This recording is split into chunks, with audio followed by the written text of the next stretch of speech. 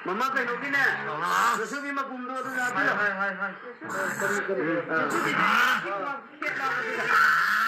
Ang sa ano de haybira mo haybira. Hayigo. Ato takbiran. Ayo kay Logi. Takbiran mo. Tinchitpa. Tadi kinchitpa. Tinchitpa. Ato tawag no. Ato Augino, ay hadlege. Nang takbiran mo nang tanano. 강대잖아네. 모노 다이봉 니오이베는 강대잖아네. 난 맞아만 나이 나서네. 지가 아직 꼭 모노 치르바 이마 라이레 미래야 렘비 발렘 번더원이 라이레 지난 거리 쪽 한다가. 마야. Kana nang mayaman ni nang iming sila do haige nasi di moi la ba mayam di lo ne khang ko kari kal ga haije u ge ta pi ram kari kal lo ge sau bare do father di do sau bare do wanglen mi kup asi da ai ge jaga lake ai ge jaga laga mana ai bu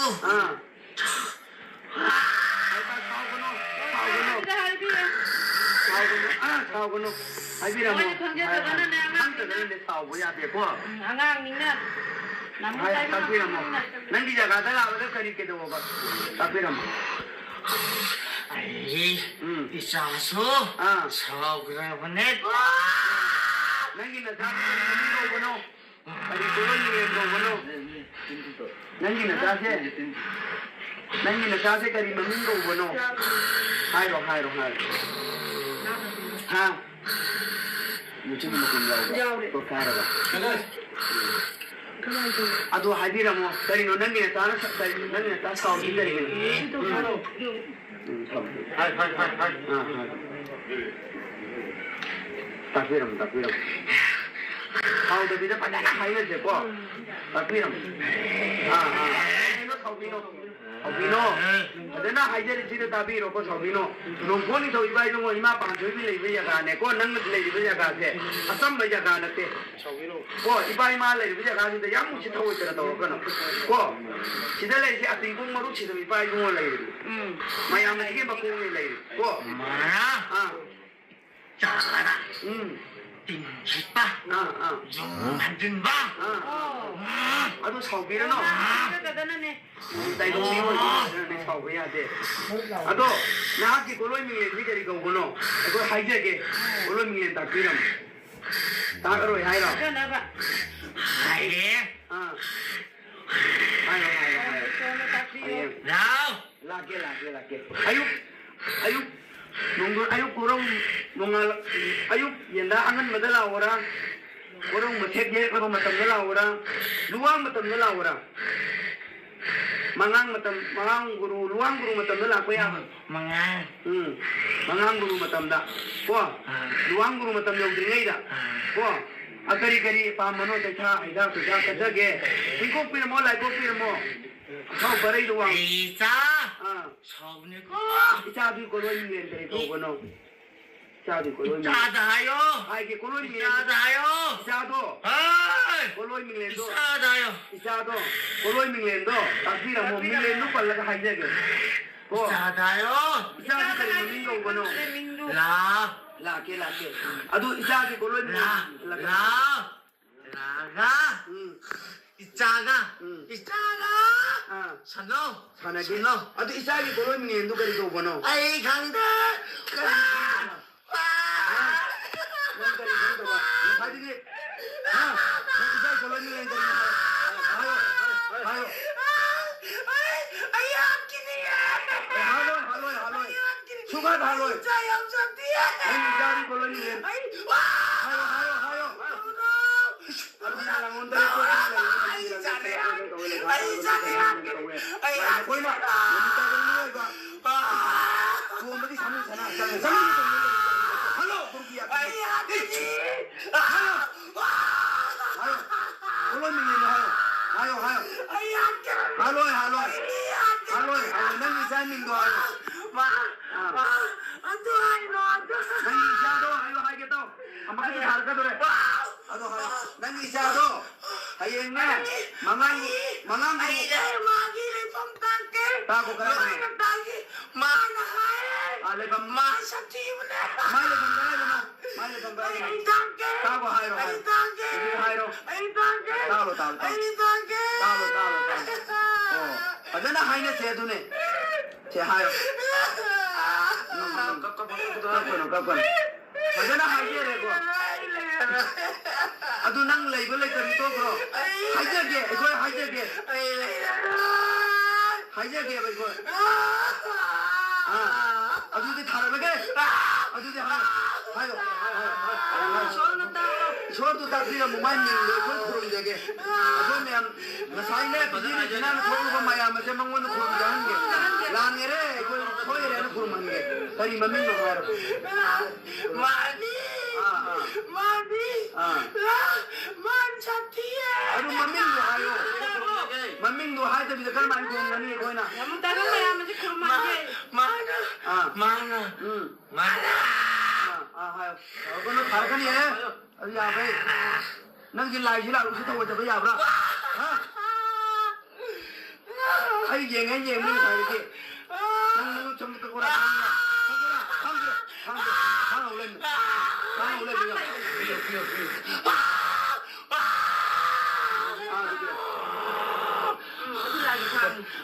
넌 전부 깎고라. 넌 lấy ai thấy gì ngay gì mà này cô nâng cái trái mình nó cái nó hay hay chứ kì má cái má nó pam mà chứ cái pam mà nó hay cắt kì cái pam mày má nó pam mà chứ hay rồi má nó pam mà chứ cái pam mà nó hay cắt lagi má nó nè pam mà cô chứ cái nó hay rồi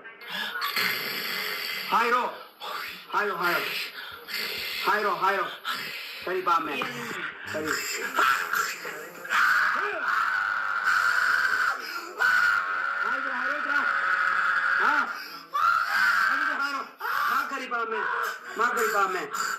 करी पामनो करी पामनो हाँ करी पामे 사가야 कनाडो 사가야 कनाडो साधु से करी चागे no करी चागे 마부 हाँ 우시다바 हाँ 도범미도 अदु चाबे 짜르니 अदु चाबे याद अदु तो बिनो माना पामने हई पामरा लई पामरा माना 하이조 हाँ 하이조 हाइजे रंगाई 망원다 하이조 मंगोंदा हाइजे के 하이조 apa मधु कर हाइजो माई बोलो मिलेन के हाइजो कराई ममिंग जो हाइजे रगे 하이조 इबुदौ माई मिंग 하이조 이부도 아이, 박항 알죠. 이부도 박항 그러거나 이쁘도 오빠강 무슨 레이트 하이조 그걸 잘라가 하이조 하이제 비는 하이조 잘라가 하이로래 하이조 두께는 갔다는 하이자루래 하이조 하이자루래 하이조 하이자루래 하이조 난 항목 나사는 빠져고 하이자루 하이자 많아 아 농아도 마하이게 하요, 하요. 심각한게 아, 하요. 아이봉학비요 오 하요 많아 하요 미가 썩 먼저 보면 사오 아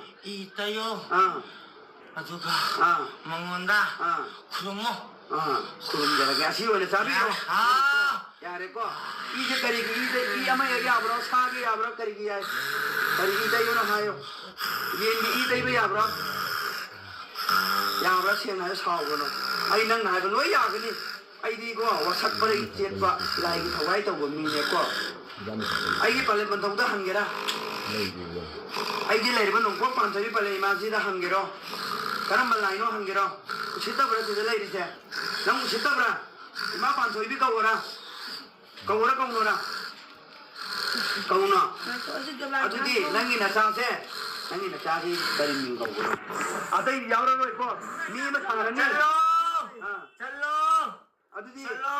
तके 찰로 मी म थारके को 찰로 अगो आइना सि मुन ता को मी म थारके ई ते लगे तई बोलम नि करी याउनी अतई बोलम नि करी याउनी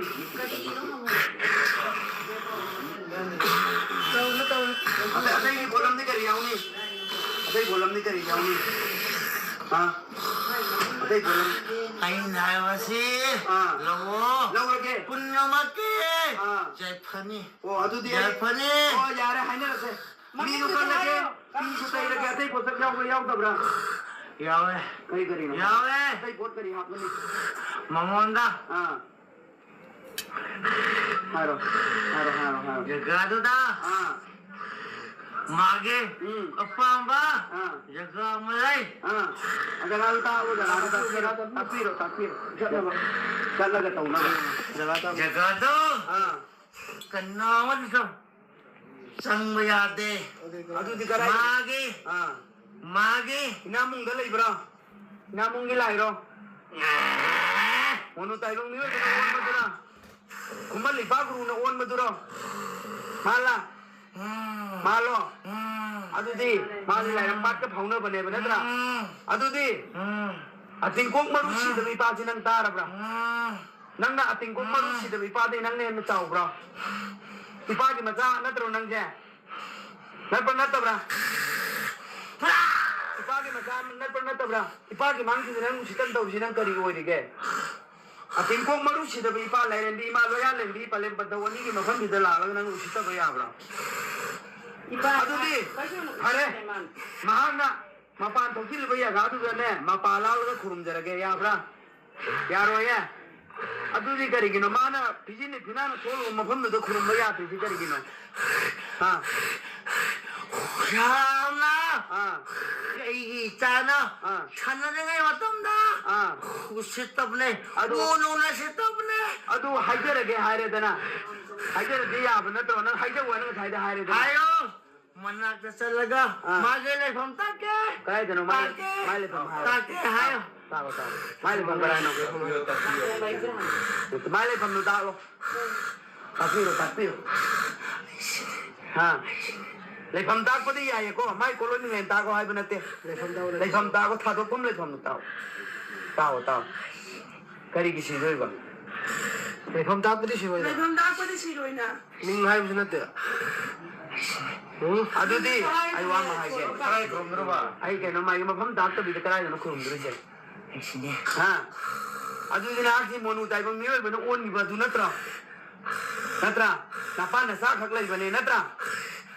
Summe ko. Noi gi yek sagai sang ba ya da ba lai ko. Moi gi sang roi. Noi na che mang ngai ba mi gi yek sagai du lak pa ga na ngai ya da bra ba. Moi gi na si kai.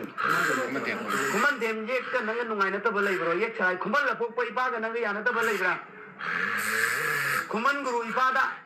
Ko apok cha apok pi lai da khurum la ga hai ge nang ya ga da.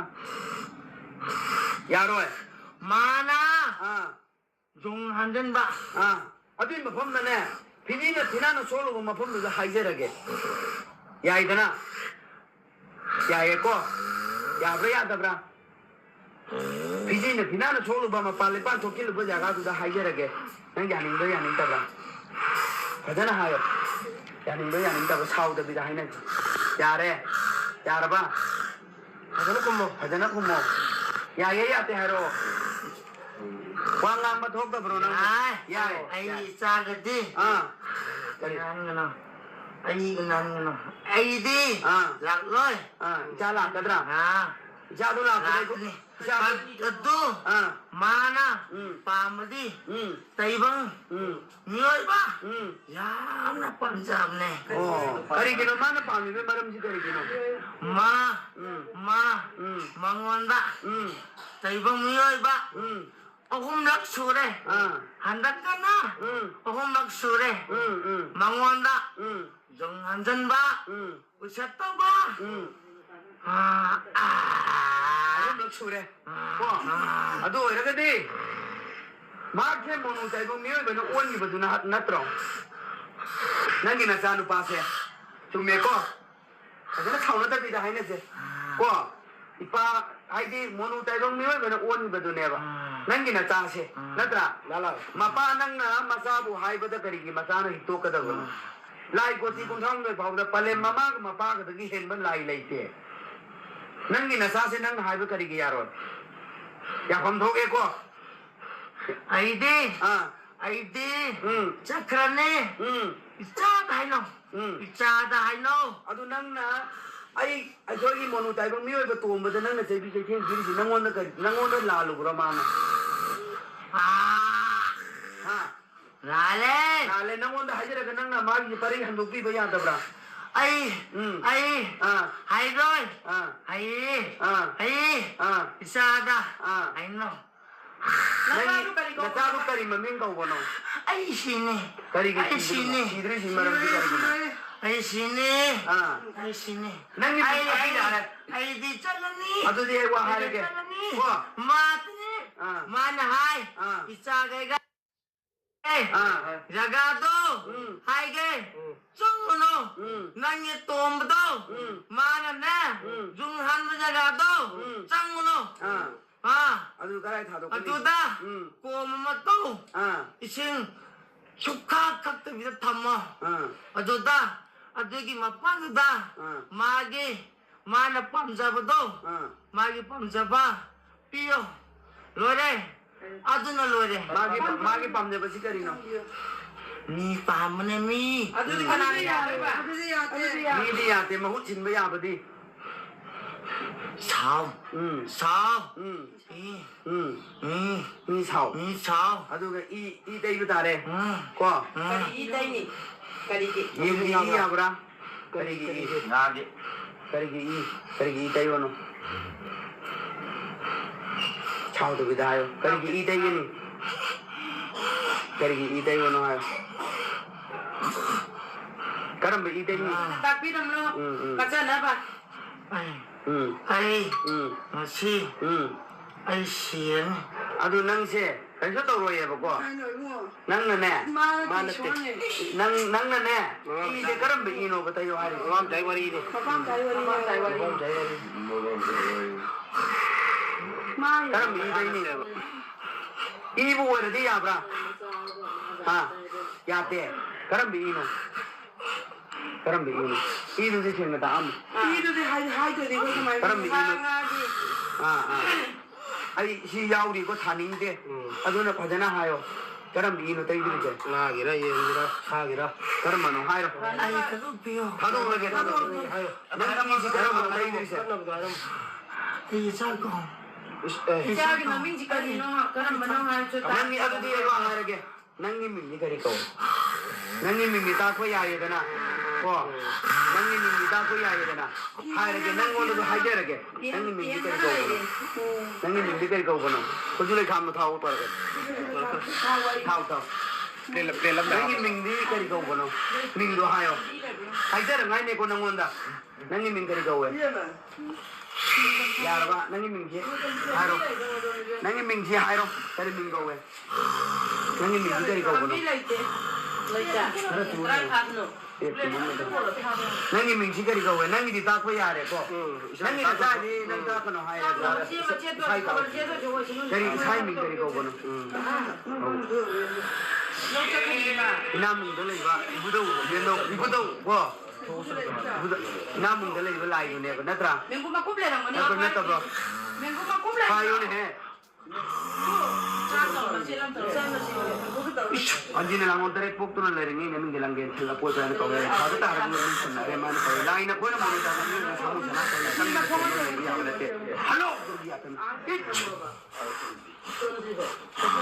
na kari no ha ro na mung da lei ba lai du ne ko ha adu hayo na ina mung da lei ba lai du na tro hairo hairo na hairo na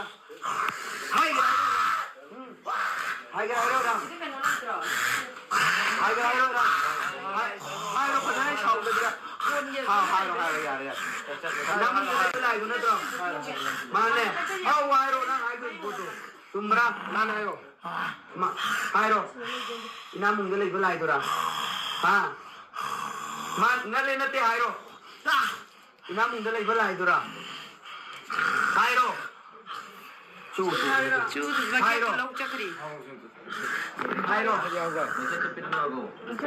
sana ha sana ha sana hai ha jagat se ai gi wani kanna mati chalak pe jarwai oyo ne nangi jaga ne nang oyo adu nang ka ba ko ina mung da lei ba lai sin na tro na se ha tume ko tumera le no hayo na le na te hayo ha ina mung da lei ba lai sin na tro na tabra hayo ne hayo na ina mung da lei ba lai si oi bro oi tabra ha 하이로 나또 나또다 나래 나때 하이로 나몽 들래 이거 라이지 나 나또다 하이로로이 하이로로이 박라게 에 부두 어디 한 마네 너는 잘 하자 나몽 들래 이거 라이지 거 너는 마파네 거 तुम्हारा नाम है समय नंगे मिंगू करी है तो तमों तो खूब देर में हाइजे धर्म ने हाइरो ये हाइरो ड्रा हाँ अब चुका लो मना हाइरो ड्रा हाइगे तो हाँ ना मुझे ले बोला नंगे मिंगी ना पा और नंगे मिंगी तो इन्हों हारो हाइगे हाँ तो दिया तो मैं हाइना थे हार 아이기 이짜기 아빠 만어삐요 아주 하나요 민답자 비대 권에 깔리지 가나를 삐면 강대 싸다 싸다 삐요 싸다 삐요 아니 잘 민노 거리 하행 하행 깔로 sana 하이자라니 아두나 마 간나노 요나 하이라니 아두 nangi mingi ta am 오직 nangi 세비 때 캠 비레잖아 nangi mingi 다 am 한국에 돼 하이로 nangi mingi 하이로 nangi mingi 하이로 하이로 로드로 하이로이 nangi mingi 하이로 하이로 하이로 로드로 nangi mingi 하이로 사람 지금 자실 mi ya wala ro tan hai na se tam na khau ya de ko ro ro che nang na bi arab ne ko kari no nang min ne kari ko bon ko jo khang au ge ayang ba wi wen kari min ko 구름자나 봐 이거죠 ko ne ya ga ru se chang ko da bi na bina na chok ko bol lai de ha na no gi nang naming nu pal ler ga ne ai ko ne so ko si thoi gi bala du ngak bi wa na hai de ngai nang min do hai ram hai ro ro chitre hai ro ba 지금 또 나양 난 하얗거든 하얗고 난 민지 때리고 왜 난이 아이 사이드 레벨 참 셀 카피 발 카피 나 파람네 포럼테 나 마람네 포럼테 트라 머리에 니는 것이 동물 참고 전화 전에 장을 돈을 라이고 라이고 또 거기 까부대 가고 그리고 넌 보니 저기 와야 카피 또 그루 나디야 아주 하이직 스파이럴 스파이럴 삼개 와 구주자면 삼개 나는 민도까지 거구나 이런 아이 파이럴 아이디 하기 부왕하게 나는 민지까지 거구나 이런 하이럴 하이럴더라 아궁탕 그리 아궁탕 아궁탕 나는 민지 아궁탕 거구나 좀 내고 아무까 하이럴 그리 해봐 아궁탕 민지랑 하이럴 아궁탕 하 아궁탕 아궁탕 나 짜기래 낭이라 아이게 아궁탕 나이가 생물 나이 마망 되고 또 마망 나 짜이 민디 그리 거 봐. 하? 나 짜이 민디 그리 거 봐. 망원다 이 같은 내 보만 민도 우리가 같은 내 거지. 한번에 마이 민도 하르가 낭이지. 마디 마디 자가 레이테 아주 맘이 마민도 마디 아이나 아이나 아이나 아이나 아이것이 나이다 아이고 한근우 아이고 누시비요 누시래 nangi nangi ta tha hai nang apa ma lai dire ko nangi apa ma kari no hare mo nangi jo kat ke nangi kari ma ta ya adro apa ma ma di hayo kat ke ai koi na ko noi da nangai da bangang ni ba so gai da ba so ki ba ting se asi ko na ngai nangi apa ma ma di hayo ya ko 아이기 자 야 사이 공래 adu de nangi na ta bi ming nu kari ko 아주 땀 해. 빠잖아 봐. ai mangon da hare kal ke 탕이 샤오라디 짜자디 사우 사오해야 돼. adu nang na ne nang mu ji yen jo de ibu war di ya na tra tai ba याते अगर महीनो तो इधर से ना palm Miro हारो अये नचा कर के तुमने अरे महीनो हारो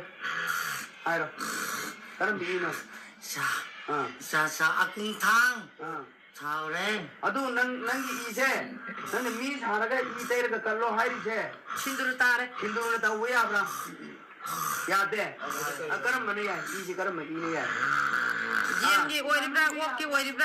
나누고 야브라 예 야브라 난 아야바 보토 하이로 야브라, 이엠 야브라.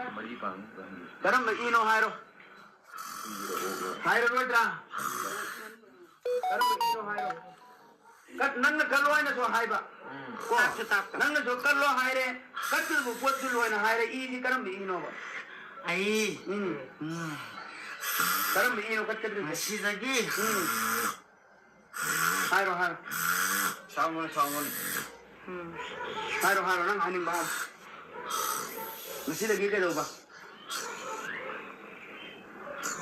아잖아, 따고 가자. ya sin namuni 만. हाइरो नंग अपा मदो हाइरो 왕한테 비자오노네. 이거 하이로 좀 더. 야로 해서 어디에 하이로. 어디나 하이로.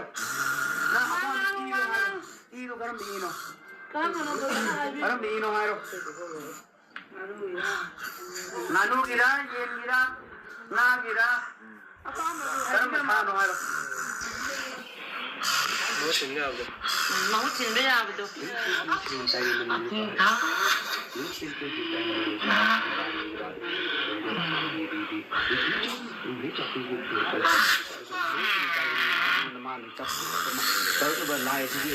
Punak jadi ni tengah aku punya tu mereka guru pai guru tu betul betul mangan ni guru saya tu.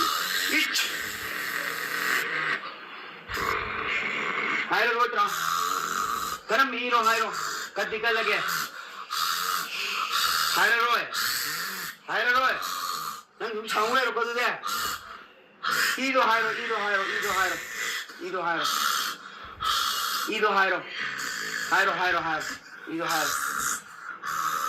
nang apa ambil ido hai lo.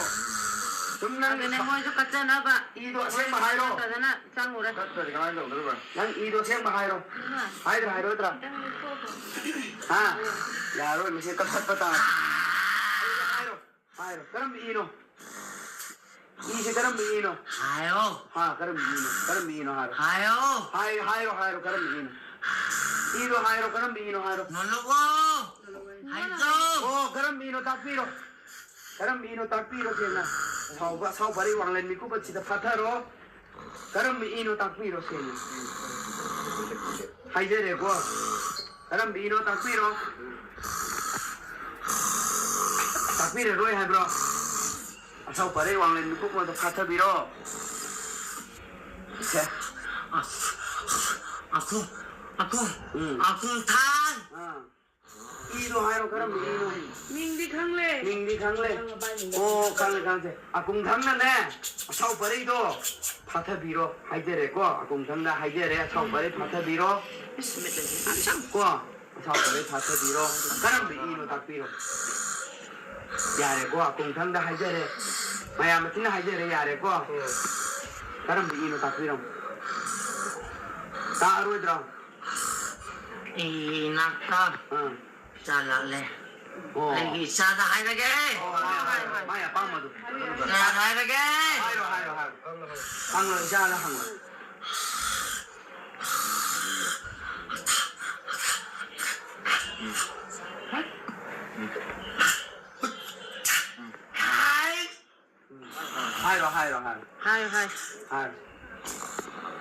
하이로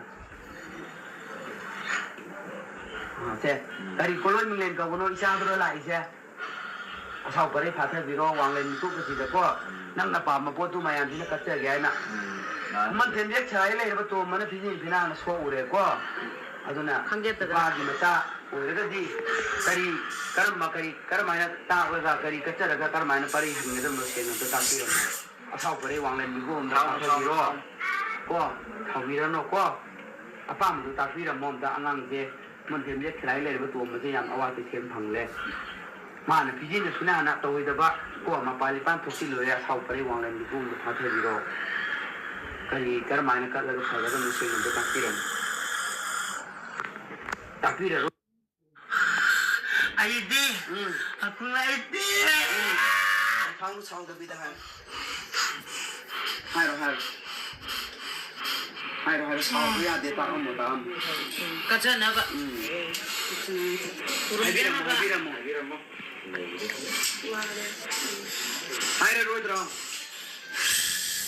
हम तो सेंग तापीरो मचा मरी की ममा से हाथ की मम्मी से अब टेक्शन पीरो को सिद्धि तान में यार रोय कुमन देम ये खराये ले तो मन हाथ प्रो तो मना से भी ये बीबरा हाथ प्रो बा चामरी की ममा की मान हाथ प्रो कनान हाल है हाथ पर मीरे से टेक्शन पीरो लाई की वाये तो ये से को लाई की वाये तो ये से को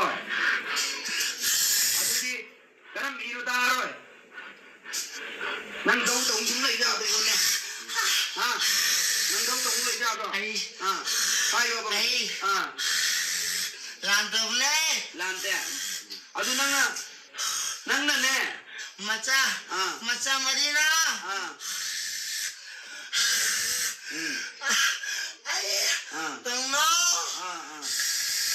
यारे थावरो वैसे अदु नंग ईदु करी ईरो ताम नंग ईसे करी ईदा इरंग थावरो को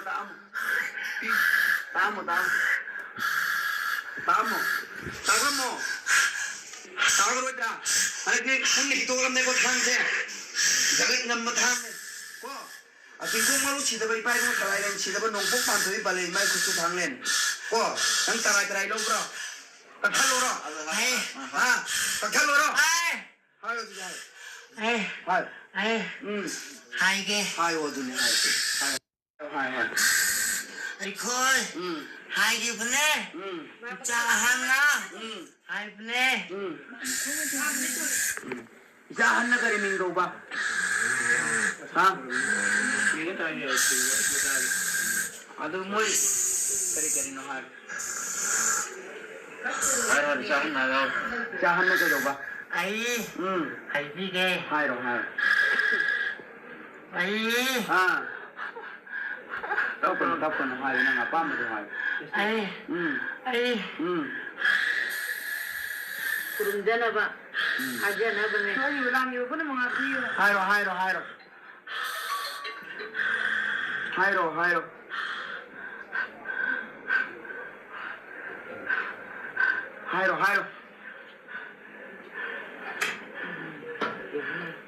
Hayro nang sum dau to ra kono nang dau to be ki dum nate nang dau to be ki dum nate ba isora mane la yamane ne nang won be bhar to wai wa ne nang di like kup hai bi ge nang ko sida lai ba lai dei yen ba kai lai nang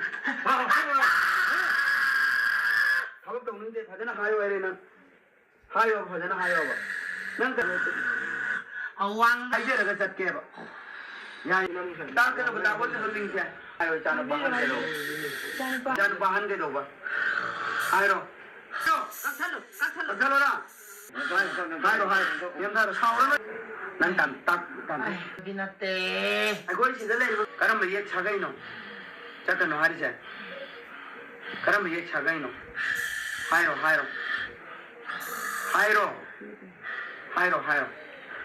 idu karam ye no ta ammo idu karam ye no ta ali yana se ko haijeri sine ko no ko sum haijeri sine iji karam ye dong ni ha idu ta ammo अदु mine सुन खांग no अमका को खा गनी ई तो करम ली no हयन थादो करगे पलेमदा हां हंगो हाय पलेमदा मसादा हां लाकनी मसादा अदु जी उजी लागनी रो पलेमदा पलेनी मादु को गिरो हंगो अदु पलेनी मादु को गिरो असिदी हां पलेनी मादने पलेनी मादु को गिरो ये हंजे रगे यार सोता तेरे को नन्ना से सीबा लाइने को ना करम बीनो सोता तेरे को नंगी मुटी सारे कथला हाथो ओरो हां हाथो ओरो सी थांगे कथला ओरो हाथो ओरो सिना आई भजन हाइजे रे ई दु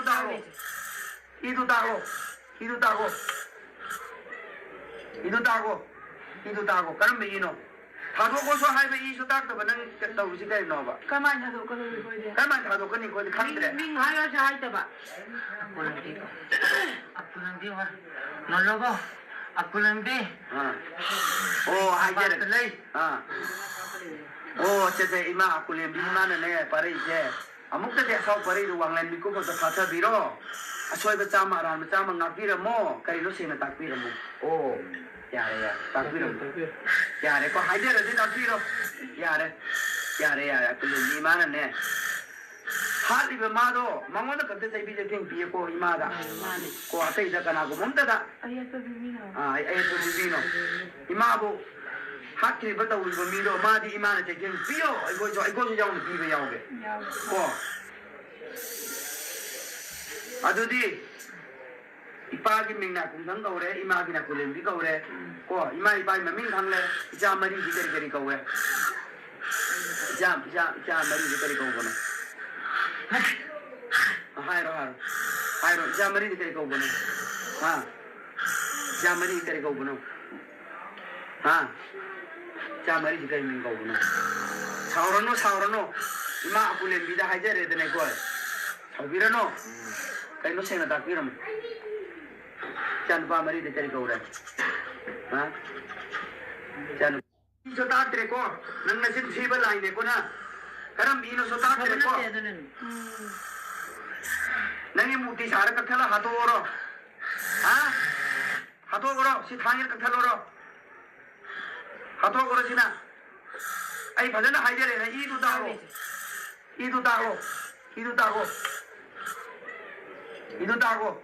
이도 따고 그럼 메이노 타도고서 하이베 이수 딱도 너는 떠우지 가 있노바 가만히 하도 그러고 거기 가만 타도거니 거기 칸드레 밍 하여서 할때 봐 Aku nanti wah, nologo. Aku nanti.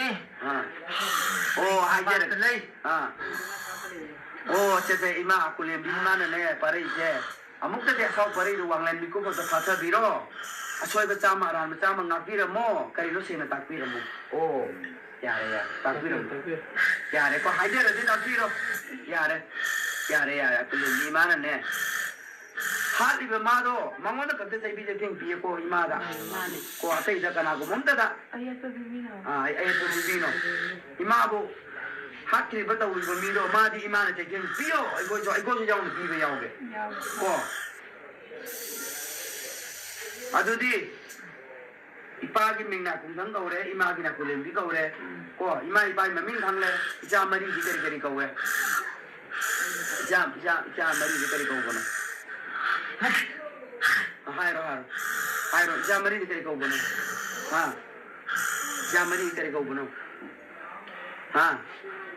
자 머리 지거리 민 거고네 사오르노 이마 굴렘비다 하이제레 되네 고 사비르노 kaino sena takiram chan pa mari de kari ko ra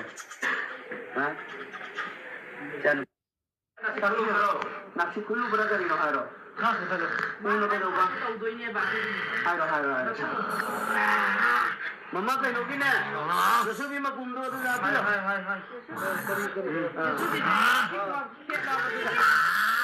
아무 사도데 하이비람 하이비람 아주 딱비람 아이고 그래도 봐 딱비람 Cinta. dari kinsipa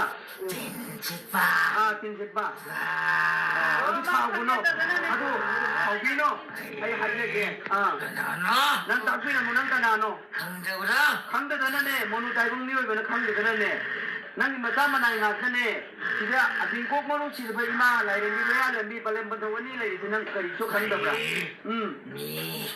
Maya. kana nang mayama ni nang iming sida oh do haige nasi di moi la lu mayam di loi khang ko kari kallaga haja uge takbiram kari kalluge sau bare do father do sau bare do wanglen mikuk asida Ini jaga lake Ini jaga laga. Mana? Ibu.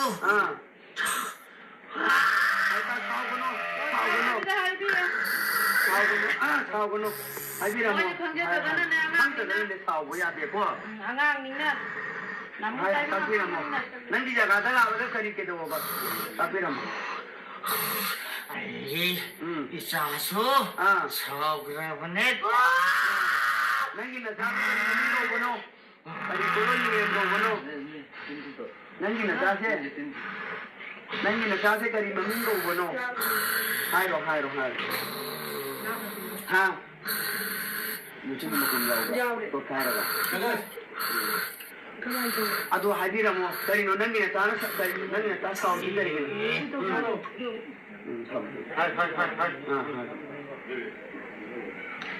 따비람 하우도 비자 바다가 하이는 되고 따비람 Obino, dena hajar sih tapi roko Obino, nongkoni to ibai nongko ima panjoi bi lagi jaga ne, ko nang lagi jaga se, asam bi jaga nate, ko ibai ma lagi jaga se, ya muci tahu itu na tahu kan, ko, kita lagi se atingkung maru sih to ibai nongko lagi, maya mesti bakung lagi, ko, cara, tinggipa, jungan ba, aduh Obino no. Mulu tay kong niyo ni sawi ade. Ato nahat ki koloi mi ni kari ko gono. Ako haije ke koloi mi ta kiram. Ta karo hai ra. Kenapa? Hai. Hai. Nào. Laki. Ayuk. Nunggu ayuk kurang nungal ayuk yenda angan madala orang. Kurang macet je kalau matam madala orang. Luang matam madala orang. Mangang guru luang guru matam dah apa ya? Mangang guru matam dah. Wah, luang guru matam yang tinggi dah. Wah, akari pamano techa, ida kerja ke. Tingkau pirmo lagi pirmo. Kau berai luang. Isa. Saune ko. Isa di koloi ni enteri kau kono. Isa di koloi ni. Isa dah ayo. Hai ke koloi ni. Isa dah ayo. Isa do. Hai. Koloi ni lendo. Isa dah ayo. Isa do. Koloi ni lendo. Tapi ramu ni lendo pala ka haije ke. Ko. Isa dah ayo. Isa di kari minggu kau kono. Lah. Laki. Aduh isa di koloi ni. Laga. Isaga. Sano. Aduh isa di koloi ni lendo kari kau kono. Ay khangda.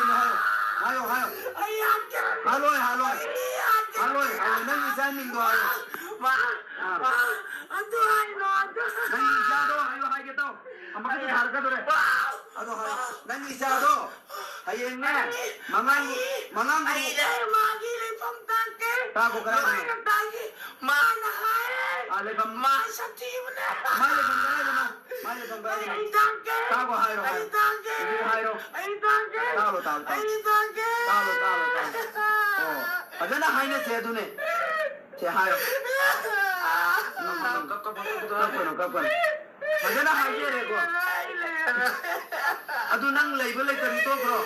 Hajar ke, bego. Aduh di thara lage. Aduh di hayo. Shor tu tak dia mumai ni lekor kurung jage. Aduh ni am masai ne bijili jinan kurung ko maya masih mangun kurung jange. Langere koi re kurung mange. Tari mami no haro. Mani. Man chatiye. Aduh mami no hayo tapi kalau main kurung mani koi na. Namun tahu saya masih kurma. Mana. Hayo. Kau nak thar kan ye? Aduh ya bhai. Nang jilai usi tahu je bhai abra. Ay yeng ni thar ke. Nang chum tu kora. Hang ulen.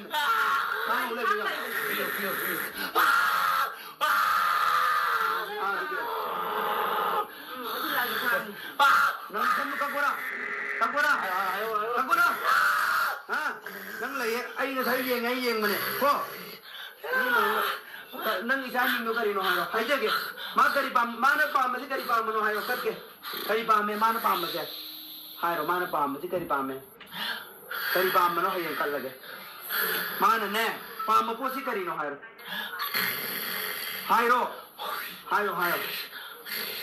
hayo kari pam me kari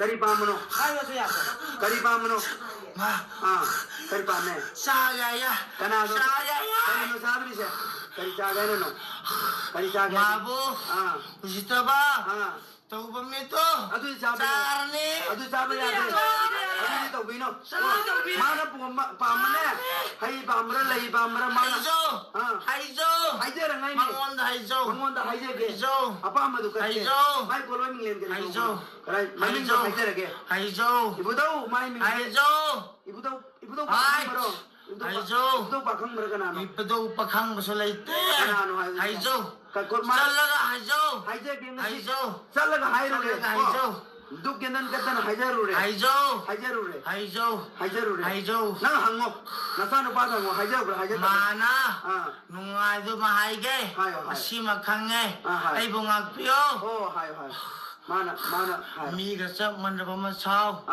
i tayo aduga mangonda khumo kurum jara ga si wala sabi no yare ko ije kari ije i ama ya bro sa ge ya bro kari gi ai kari ije yo no hayo yen gi ije be ya bro siang hayo sa go no ai nang na ba no ya ga ni ai di ko wa sak pare jet pa lai gi thawai to go mi ne ko ai gi pale ban thau da hang ge ra ai gi lai ba no ko pan thari pale ma si da hang ge ro karam lai no hang ge ro sita bra de lai ri se nang sita bra ma pan thoi bi ka go ra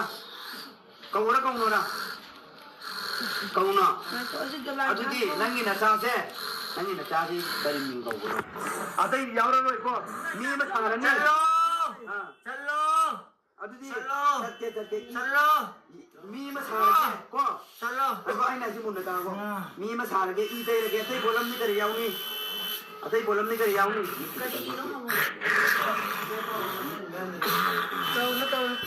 atai bolam ni kari yauni atai bolam ni kari yauni atai bolam ai nai wasi lawo ke punnamake jai phani oh adu di jai phani oh yare haine se mi nu kar lage mi su tai lage atai bosak yaw tabra yawe kari kari no yawe atai bot kari hap ni mangonda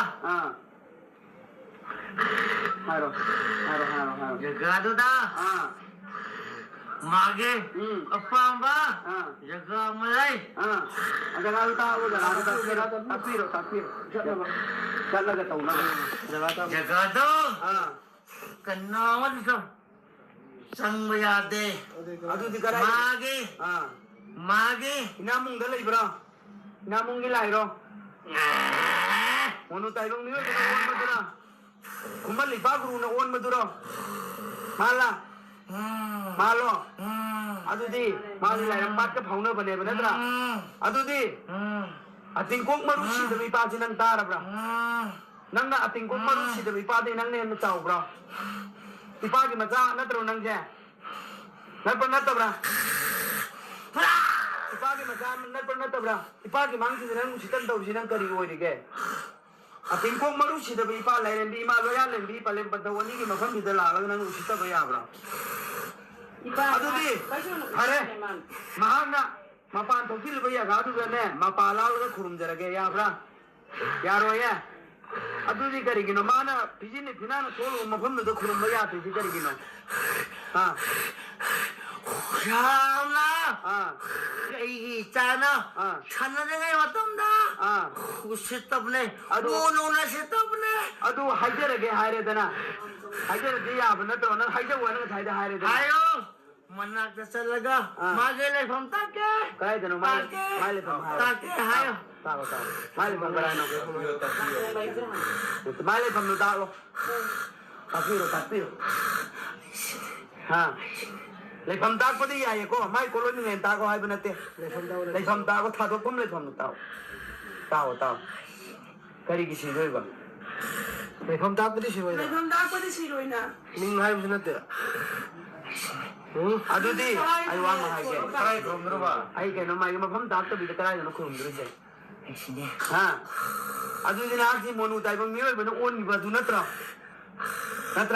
ꯅꯄꯥ ꯅꯆꯥ ꯈꯛ ꯂꯩꯕꯅꯦ ꯅꯠꯇ꯭ꯔꯥ ꯆꯨꯝꯃꯦꯀꯣ ꯅꯣꯏꯒꯤ ꯌꯦꯛ ꯁꯥꯒꯩ ꯆꯪꯕ ꯌꯥꯗꯕ ꯂꯩꯌꯦꯀꯣ ꯃꯣꯏꯒꯤ ꯆꯪꯉꯔꯣꯏ ꯅꯣꯏꯅ ꯑꯁꯦꯡꯕ ꯉꯥꯏꯔꯤꯕ ꯃꯤꯒꯤ ꯌꯦꯛ ꯁꯥꯒꯩꯗꯨ ꯂꯥꯛꯄ ꯀꯥꯟꯗ ꯉꯥꯏꯕ ꯌꯥꯗꯕ꯭ꯔꯥꯕ ꯃꯣꯏꯒꯤ ꯅꯥꯁꯤ ꯀꯩꯅꯣ ꯈꯨꯃꯟꯊꯦꯝ ꯌꯦꯛꯀ ꯅꯪꯒ ꯅꯨꯡꯉꯥꯏꯅꯗꯕ ꯂꯩꯕ꯭ꯔꯣ ꯌꯦꯛ ꯁꯥꯏ ꯈꯨꯃꯟ ꯂꯄꯣꯛꯄ ꯏꯄꯥꯒ ꯅꯪꯒ ꯌꯥꯅꯗꯕ ꯂꯩꯕ꯭ꯔꯥ ꯈꯨꯃꯟ ꯒꯨꯔु ꯏꯄꯥꯗ ꯀꯣ ꯑꯄꯣꯛ ꯑꯁꯥ ꯑꯄꯣꯛꯄꯤ ꯂꯥꯏꯗ ꯈꯨꯔꯨꯝꯂꯒ ꯍꯥꯏꯔꯒꯦ ꯅꯪ ꯌꯥꯒꯗ꯭ꯔꯥ ꯌꯥꯔꯣꯏ ꯃꯥꯅ ꯖꯨꯡ ꯍꯟꯖꯟꯕ ꯑꯗꯨꯒꯤ ꯃꯐꯝꯗꯅꯦ ꯐꯤꯖꯤꯅ ꯐꯤꯅꯥꯅ ꯁꯣꯜꯂꯨꯕ ꯃꯐꯝꯗꯨꯗ ꯍꯥꯏꯖꯔꯒꯦ ꯌꯥꯏꯗꯅ ꯌꯥꯏꯌꯦꯀꯣ ꯌꯥꯕ꯭ꯔꯥ ꯌꯥꯗꯕ꯭ꯔꯥ ꯐꯤꯖꯤꯅ ꯐꯤꯅꯥꯅ ꯁꯣꯜꯂꯨꯕ ꯃꯄꯥꯟ ꯂꯩꯄꯥꯟ ꯊꯣꯛꯆꯤꯜꯂꯨꯕ ꯖꯒꯥꯗꯨꯗ ꯍꯥꯏꯖꯔꯒꯦ ꯅꯪ ꯌꯥꯅꯤꯡꯕ꯭ꯔꯥ ꯌꯥꯅꯤꯡꯗꯕ꯭ꯔꯥ ꯐꯖꯅ ꯍꯥꯏꯌꯣ ꯌꯥꯅꯤꯡꯕ꯭ꯔꯥ ꯌꯥꯅꯤꯡꯗꯕ꯭ꯔꯥ ꯁꯥꯎꯗꯕꯤꯗ ꯍꯥꯏꯅꯁꯤ ꯌꯥꯔꯦ ꯌꯥꯔꯕ ꯐꯖꯅ ꯈꯨꯝꯃꯣ ꯌꯥꯏꯌꯦ ꯌꯥꯗꯦ ꯍꯥꯏꯔꯛꯑꯣ